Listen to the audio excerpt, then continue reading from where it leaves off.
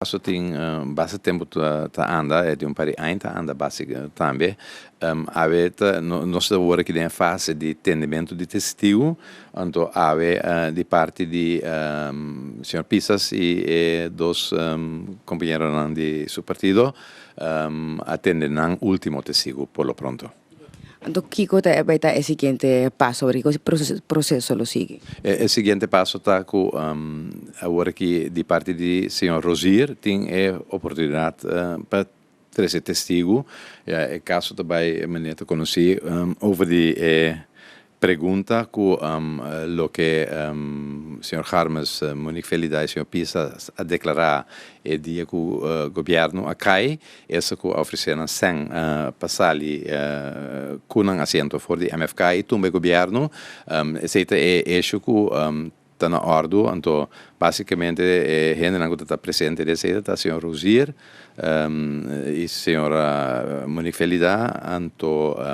senhora Pisas e Harmes e ave nós atende testigo que por confirmar que dinan três que está presente, dinan quatro, o senhor Rosier também está presente,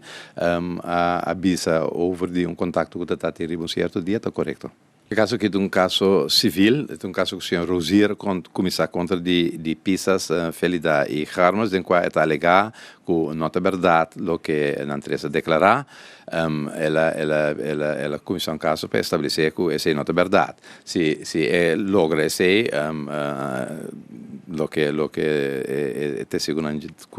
quer atender teórico com exceção de emesso, senhor Rosier só,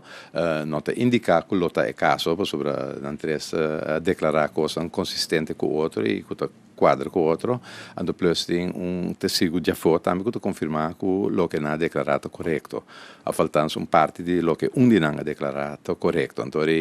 se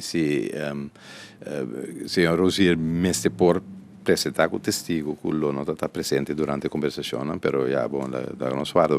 que é também bem com o testigo, você se pouco não está estabelecido ainda, e tem oportunidade, corte de uma oportunidade para se não que seguir com o atendimento de testigo de sua parte que está notificando, em princípio caso